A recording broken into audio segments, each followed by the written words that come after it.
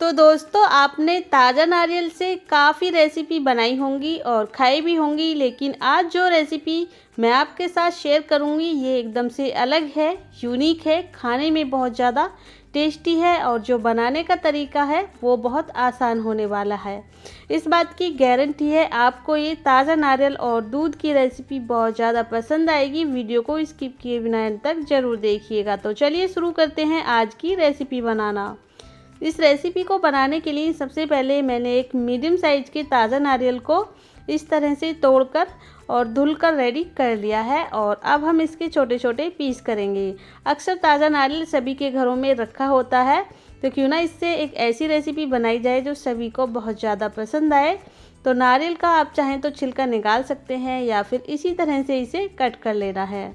इस तरह से थोड़ा सा लंबाई में मैंने छोटे छोटे पीसेस के कर लिए हैं। जो तरीका मैं आज आपके साथ शेयर करूंगी वो एकदम आसान होगा, ना ही आपको नारियल के छिलके निकालने की ज़रूरत पड़ेगी।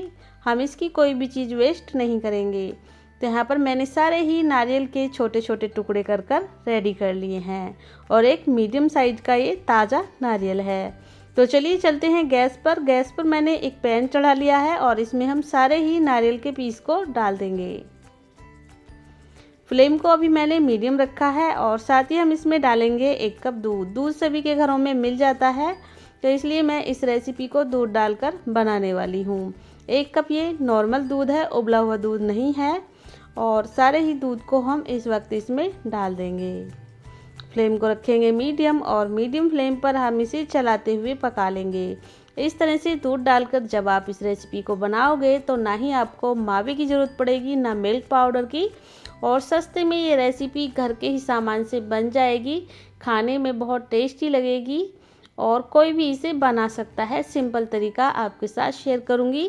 पहले ये तरीका आपको किसी ने नहीं बताया होगा। जो तरीका आज मैं आपके साथ शेयर करने वाली हूँ बहुत ही आसान तरीका है। तो मीडियम फ्लेम पर हम दूध के साथ जब नारियल को पकाएंगे तो इस तरह से काफ़ी ज़्यादा सॉफ्ट हो जाएगा। नारियल पूरी तरह से दूध को एब्जॉर्ब कर लेगा, जिससे दूध बहुत जल्दी पक जाएगा। तो ये जो रेसिपी है मिनटों में बन जाएगी, बिल्कुल भी इसमें वक्त नहीं लगेगा। ना इसे सेट करने की ज़रूरत है और ना ही आपको घंटों इंतज़ार करने की। मिनटों में ये रेसिपी बन जाएगी। तो आप देख सकते हैं दूध जो है पूरी तरह से पक चुका है और इस तरह से हमने गैस को अभी ऑफ कर दिया है और इसे हम चलाते हुए ठंडा कर लेंगे। काफ़ी ज़्यादा सॉफ्ट हो चुका है नारियल और आप चाहें तो इनके छिलके निकाल सकते हैं। अब हम इसे ठंडा कर लेंगे और ठंडा करने के बाद हम लेंगे एक मिक्सी का बड़ा वाला जार और सारे ही नारियल को हम इसमें ट्रांसफ़र कर लेंगे। और अब हम ना इसमें पानी डालेंगे, ना दूध डालेंगे, ना ही बाकी की कोई और चीज़ डालेंगे। इसी तरह से इसे पीस कर रेडी करेंगे और आपको मिक्सी को पल्स मोड पर चलाते हुए एकदम बारीकी से पीस कर रेडी करना है। बहुत आसानी से पिस जाएगा।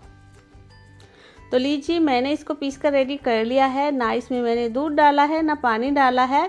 इस तरह से आपको पीस कर रेडी करना है, नहीं तो ये पेस्ट बहुत ज़्यादा पतला हो जाएगा। और इसे एक दूसरे बर्तन में ट्रांसफ़र कर लेंगे। इस तरह से आपको ये पेस्ट बनाकर रेडी करना है ताज़े नारियल का। और दूध के साथ हमने इसे पकाया है तो बहुत ही आसानी से ये पिस जाएगा। अगर आप बिना दूध डाले इसको इसी तरह से पीसते हो तो काफ़ी ज़्यादा मुश्किल होता है इसे पीसना। अब एक पैन में डालेंगे 1 चम्मच देसी घी। घी को हम मेल्ट होने देंगे। आप चाहें तो बिना घी के भी इसे बना सकते हैं। 1 चम्मच घी डालना है, ज़्यादा घी की ज़रूरत नहीं है। और अब हम जैसे ही घी मेल्ट हो जाएगा तो इस सारे ही पेस्ट को डाल देंगे इसमें। फ्लेम को रखेंगे लो, जिससे कि एकदम से ये पेस्ट नीचे जलेगा नहीं। और इस तरह से घी के साथ हम इस पेस्ट को भूनेंगे तो इसकी जो सेल्फ़ लाइफ है वो बढ़ जाएगी। जिस तरह से आज मैं इस रेसिपी को आपके साथ बनाना शेयर कर रही हूँ, उस तरह से इस रेसिपी को आप 10 से 15 दिन के लिए स्टोर भी कर सकते हो इस प्रोसेस के द्वारा। इस तरह से इसे घी के साथ हमें भूनना है। अच्छे से चलाते जाएंगे लो टू मीडियम फ्लेम पर और इसे हम जब तक पकाएंगे जब तक कि इसका जो मॉइस्चर है वो सूख ना जाए, पूरी तरह से ड्राई हो जाएगा। इस तरह से इसे हम लगातार इसी तरह से चलाते जाएंगे। 2 से 3 मिनट में ही ये बहुत आसानी से पक जाएगा। इसे पकाना बहुत ज़रूरी है। जो भी इसकी स्मेल वगैरह होती है कच्चे नारियल की वो निकल जाएगी और जो इसकी सेल्फ़ लाइफ है वो भी बढ़ जाएगी। तो इस तरह से आप देख सकते हो काफ़ी ज़्यादा ये ड्राई हो चुका है। इस तरह से चलाते जाएं और लो फ्लेम पर इसे हम इस तरह से भूनते जाएंगे। आप चाहें तो इस वक्त इसमें और घी भी डाल सकते हो। तो चलिए जितनी देर में ये भूनता है जब तक हम करते हैं छोटी सी तैयारी, बीच बीच में इसे भी चलाते जाएं। फ्लेम को मैंने लो कर दिया है। तब तक हम मिक्सी के छोटे वाले जार में डालेंगे 8 से 10 बादाम और 8 से 10 काजू डालेंगे। 2 इलायची डालकर इन सभी का हम पाउडर बना लेंगे। आप चाहें तो इसमें और भी ड्राई फ्रूट ऐड कर सकते हो। तो हमने इसका पाउडर बनाकर रेडी कर लिया है। इसे रखते हैं हम साइड में। और इधर हमारा ये पेस्ट भी पक चुका है। पकाते पकाते लगभग 2 से 3 मिनट हो चुके हैं और ये पूरी तरह से इस तरह से पक चुका है। थोड़ा सा ये पहले से ड्राई हो चुका है। तो आपको फ्लेम को लो रखना है और लो फ्लेम पर इसे 1-2 मिनट और चलाते रहेंगे इसी तरह से। और जो हमने ड्राई फ्रूट का पाउडर बनाकर रेडी किया है उसको इस स्टेज पर हम इसी में डाल देंगे। जब ये ड्राई हो जाए तब आपको काजू, बादाम और इलायची के पाउडर को इसमें डाल देना है। तो चलिए हम पाउडर को डाल देते हैं। फ्लेम को लो रखेंगे और लो फ्लेम पर इसे भी इसी में चलाते हुए मिक्स करते हुए अच्छे से भून लेंगे। इस प्रोसेस को करने से क्या होगा, जो भी काजू बादाम में नमी वगैरह होगी वो निकल जाएगी, इसकी सेल्फ लाइफ बढ़ जाएगी। इस प्रोसेस के द्वारा जब आप इस रेसिपी को बनाओगे तो काफ़ी लंबे समय तक ये ख़राब नहीं होगी, क्योंकि हम इसे ताज़े नारियल से बना रहे हैं। काफ़ी सारा उसमें मॉइस्चर होता है, इसलिए हमने इसे भूनकर रेडी किया है।